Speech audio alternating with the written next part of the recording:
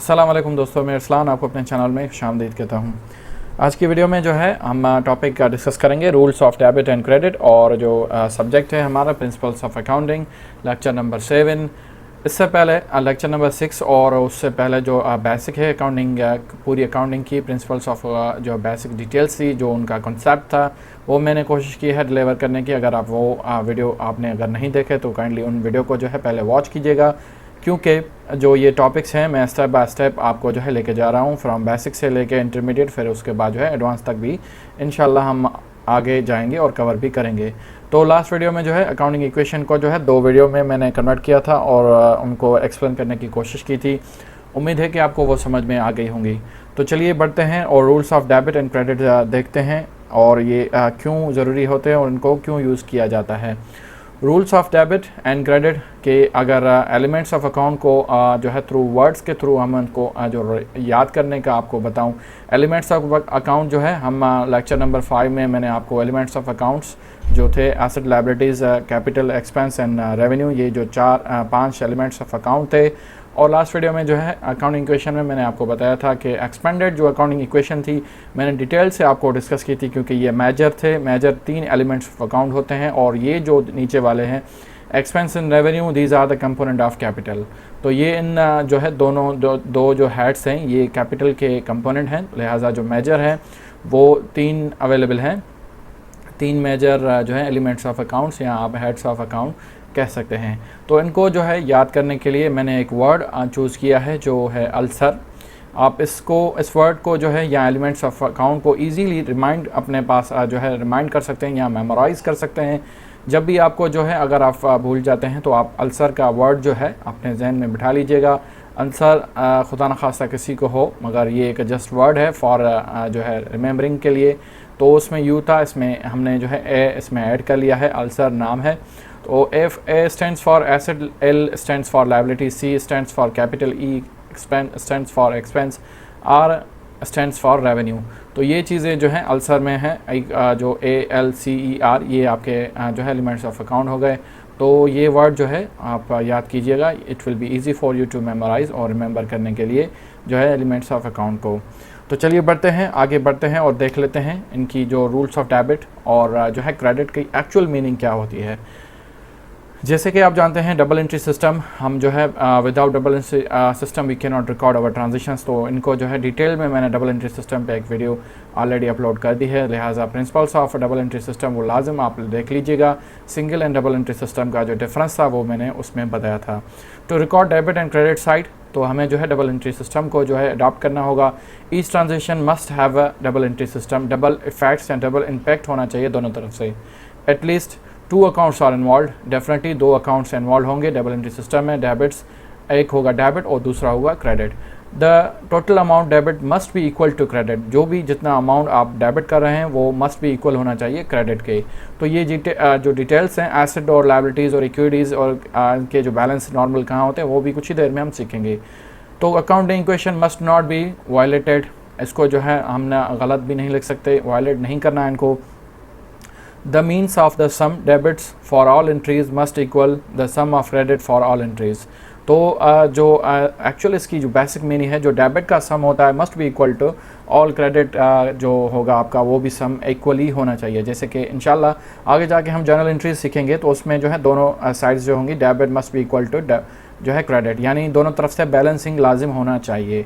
तो and the sum of debit accounts in ledger must equal to the credit, और ledgers में भी जो है आपके अकाउंट्स जो है दोनों तरफ से इक्वल होने चाहिए, चाहे वो आपका कैश लेजर हो या आपका अकाउंट रिसीवेबल हो, लायबिलिटीज़ में हो, जो भी आपका हेड होगा लेजर्स अकाउंट, वो भी हम इंशाल्लाह कवर करेंगे आगे जाके। तो आज की वीडियो का जो मकसद है rules of debit and credit को सीखना है। तो डबल एंट्री सिस्टम तो आप सीख चुके हैं कि डबल एंट्री सिस्टम क्या होती है, क्यों रिकॉर्ड करते हैं। अगर इनकी रूल्स की बात की जाए या आपके स्टैंडर्ड्स की बात की जाए तो जैसे कि हम जानते हैं एलिमेंट्स ऑफ अकाउंट, जिन्हें मैं अभी कुछ ही देर पहले मैंने आपको बताया कि इनके जो है 3 मेजर्स जो है एलिमेंट्स हैं। सबसे पहला जो है एसेट, लायबिलिटीज़ एंड कैपिटल या इक्विटी। तो asset must be equal to both liabilities plus owner equity, तभी तो आपकी जो है इक्वेशन ये बैलेंस्ड होगी। जैसे कि लास्ट वीडियो में मैंने आपको बताया था कि अकाउंटिंग बेस्ड है इक्वेशन पे। इक्वेशन जो है मैथमेटिक्स का जो रूल है, इक्वेशन जब भी इक्वल साइन हो तो both side should be equal from both side, should be equal from both side. अगर एक में चेंज करना पड़ता है तो दूसरे में भी हमें चेंज करना पड़ेगा। If there is a change in one side there must be in other side change, जो है दूसरे तरफ भी हमें चेंज डेफिनेटली करना पड़ेगा, क्योंकि इक्वेशन को बैलेंस करने के लिए अगर इस तरफ से हम प्लस कर रहे हैं तो उधर से भी हमको जो है प्लस करना पड़ेगा, अगर इधर से माइनस कर रहे हैं तो वहाँ पे भी माइनस करना पड़ेगा। तो ये डिटेल्स और जो डिटेल हैं कुछ ही देर में मैं आपको कंप्लीट और बताऊँगा। तो जैसे कि आप जानते हैं कि 3 मेजर अकाउंट्स हैं और जो है एक्सपेंस एंड रेवेन्यू इसके इक्विटी के और कैपिटल के जो कंपोनेंट है। तो एसेट का अगर बैलेंस देखा जाए डेबिट और क्रेडिट साइड, अभी जो है टी अकाउंट्स यहाँ पे देख सकते होंगे जो मोस्टली वाइडली यूज्ड होता है लेजर अकाउंट्स में। टी अकाउंट्स यहाँ पे आप देख सकते होंगे इस लाइन में, ये टी बनी हुई है, ये भी टी बनी हुई है और ये भी टी बनी हुई है। तो इन दोनों अकाउंट्स में there must be 2 accounts, 2 transaction, 2 effects होने चाहिए, डेबिट इंक्रीज और क्रेडिट डिक्रीजेज। तो अगर आप समझ लें कि अगर एसेट में इंक्रीज़ हो जाता है तो लायबिलिटीज़ और ऑनर सिक्योरिटी में भी इंक्रीज़ होना चाहिए डेफिनेटली। अगर एक साइड में इक्वेशन की इस तरफ से मैं अगर इंक्रीज़ करूँगा, यहाँ से मैं अगर मैं प्लस करूँगा तो there must be plus sign in both side. तो इस तरफ से भी आपको जो है दोनों तरफ से प्लस होनी चाहिए। तभी इन्होंने जो है यहाँ पे एक ये बुक से मैंने उठाई है पिक्चर, ऑथर ने जो यहाँ पे एक्सप्लेनेशन दी है। तो मेरी कोशिश है कि आपको इनको पूरी कंप्लीट गाइड करूँ कि इनका मकसद क्या है, इसकी बेसिक जो मीनिंग है, इसका मकसद जो है यहाँ पे क्यों लिखा गया है प्लस और माइनस। तो इसी वजह से ही मैंने आपको ये एग्जांपल दे रहा हूँ कि इक्वेशन की जो साइड होती है must be equal from both side. अगर इस तरफ से मैं प्लस कर रहा हूँ तो there must be plus in that side. तो यहाँ पे भी मैंने प्लस कर दिया। तो लिहाजा अगर एसेट में डेबिट इंक्रीज़ हो जाता है तो लायबिलिटीज़ आपकी जो है यहाँ पे भी इंक्रीज़ होगी, तो वो क्रेडिट साइड पे जाएगी दोनों तरफ से। तो यहाँ पे डेबिट ये आ रहा है तो यहाँ से आपका जो है क्रेडिट साइड पे आ गया, तो यहाँ पे भी मैंने इनको प्लस कर दिया। जो नॉर्मल बैलेंस होगा, ये आपको चीज़ें याद रखनी है कि डेबिट साइड का जो एसेट होगा वो वहाँ पे नॉर्मल बैलेंस हमेशा डेबिट साइड ही रहेगा। और उसके बाद जो है लायबिलिटीज़ और ऑनर सिक्योरिटी और जो है ये आपका रेवेन्यू, ये 3 चीज़ें जो है ये इनकी क्रेडिट साइड रहेगी। एक्सपेंडेड जो होंगी इक्वेशन वो भी मैं कुछ ही देर में आपको दिखाऊंगा। यहाँ पे आप देख सकते होंगे इनका नॉर्मल बैलेंस जो है क्रेडिट साइड पे है और यहाँ पे भी नॉर्मल बैलेंस इसका क्रेडिट साइड पे है। जस्ट एक्सेप्ट डेबिट साइड का जो एसेट का जो है ये डेबिट साइड पे है, तो यहाँ पे भी इंक्रीज़ है। अगर यहाँ से मैंने माइनस किया तो यहाँ से भी माइनस होना लाजिम है। अपोजिट यहाँ पे ये दोनों चीज़ें अपोजिट हैं, एक में फ़र्क आएगा तो दूसरे में भी फ़र्क आएगा। तो अपोजिट डायरेक्शन में हमने उनको कैलकुलेट करना है। अगर यहाँ पे डेबिट में इंक्रीज़ आ जाता है there must be increase in credit side, ये अपोजिट साइड है क्योंकि ये दोनों तरफ से अपोजिट है और जो है बीच में इक्वल साइन है। तो ये 2 एस्पेक्ट्स हैं या 2 एंड्स के तरफ हैं, 2 इनके पहलू हैं ट्रांजिशन के। तो ट्रांजिशन कहीं से भी लाई कर सकते हैं, चाहे वो आपकी लायबिलिटीज़ में आए, चाहे आपकी इक्विटी में से आए, चाहे आपकी एसेट्स में आए। तो चलिए बढ़ते हैं और आगे देख लेते हैं। फर्दर जो है यहाँ पे you can see that debit increases the asset then the credit must be increase. यहाँ पे आप देख सकते होंगे लायबिलिटीज़ और owner security because they are opposite side of equal sign.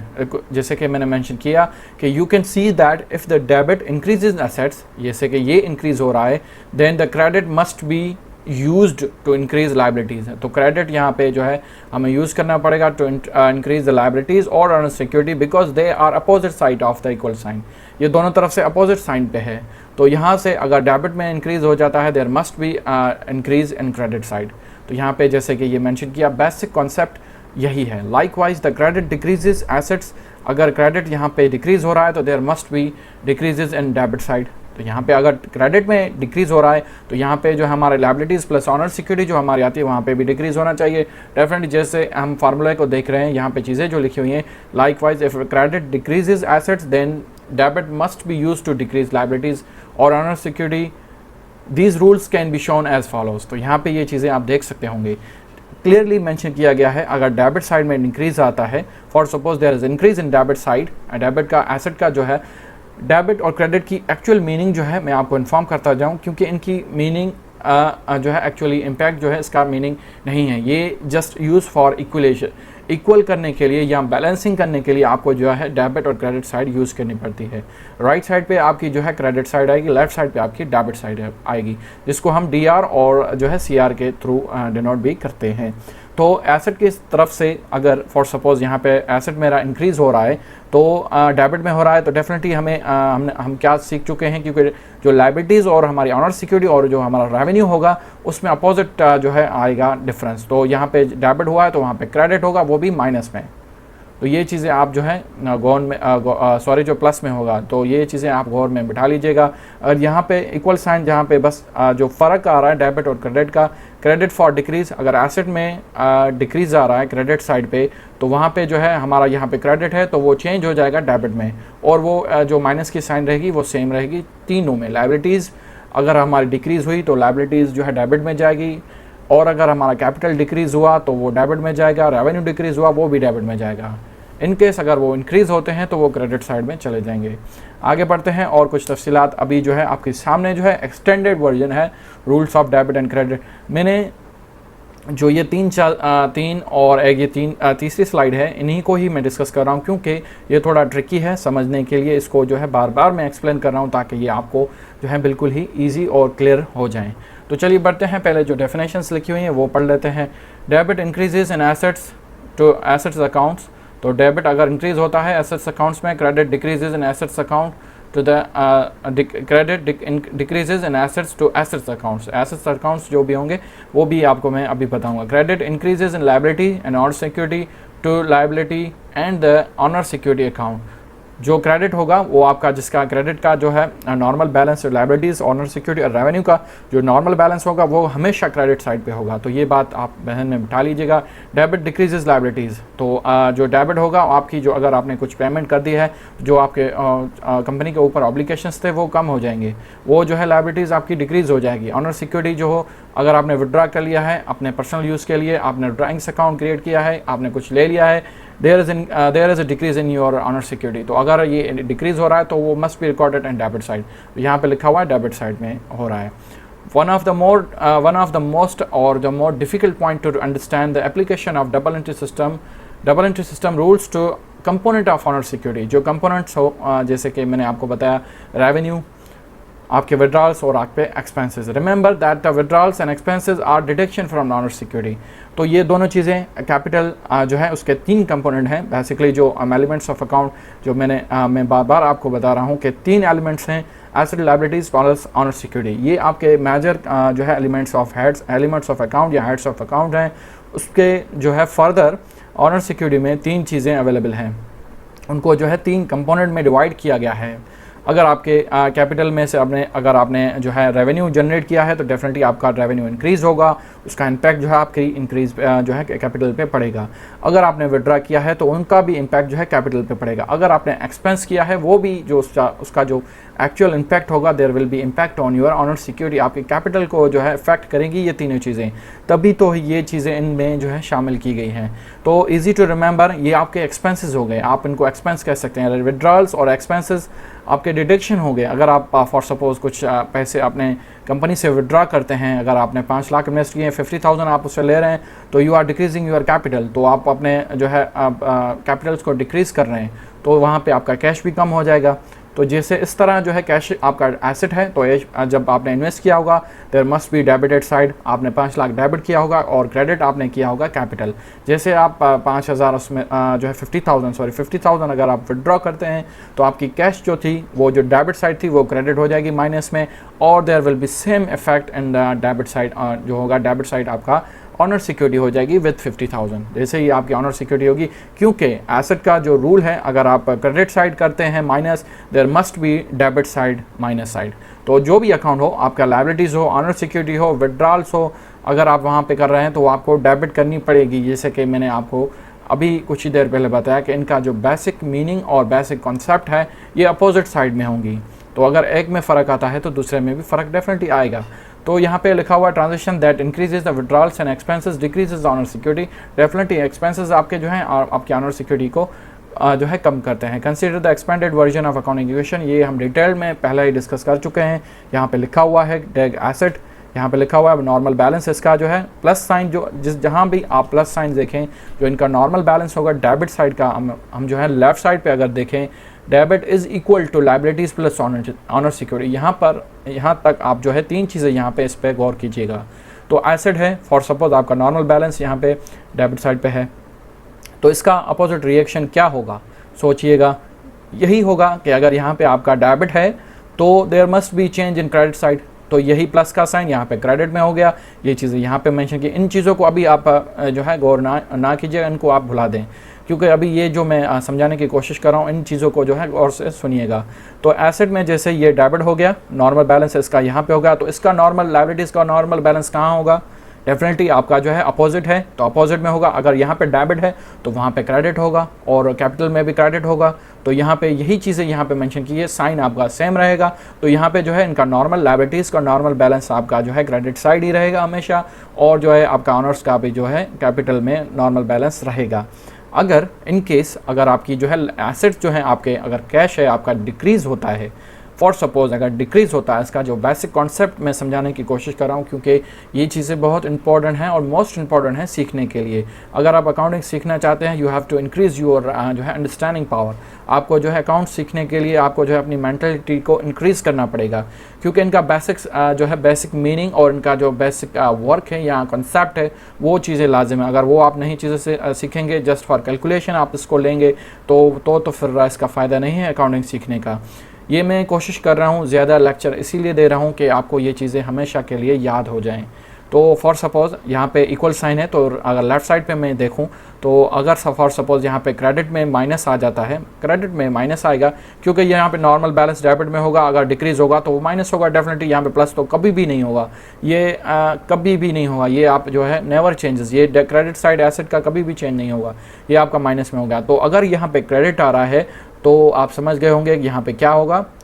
जी हाँ, बिल्कुल, यहाँ पे डेबिट साइड यहाँ पे इसका हो जाएगा वो भी माइनस के साथ, जिससे यहाँ पे क्रेडिट हो रहा है तो यहाँ पे डेबिट होगा, वो भी सेम साइन के साथ। यहाँ पे कैपिटल इनको दिया है।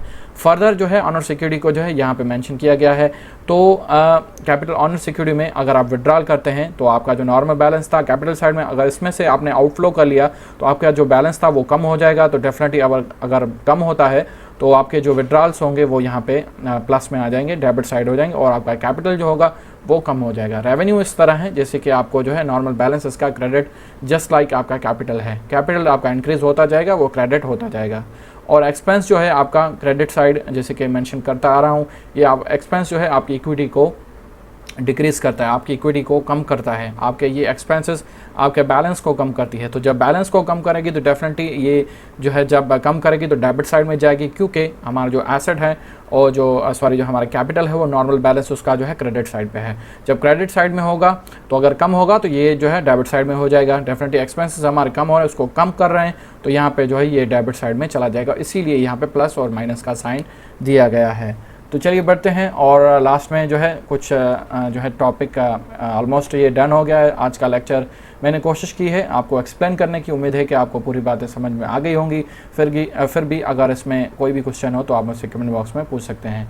तो नॉर्मल बैलेंसेस की बात की जाए तो normal balance of an accounts is usually balance it is the side, left side या जो है क्रेडिट साइड पे हो, किसी भी साइड पे हो, normal balance that increases the account, जो भी इंक्रीजेज अकाउंट को इंक्रीज़ करे उसी को ही हम नॉर्मल बैलेंस करते हैं, यानी प्लस की साइन, जहाँ पे आपका नॉर्मल बैलेंस हमेशा रहे।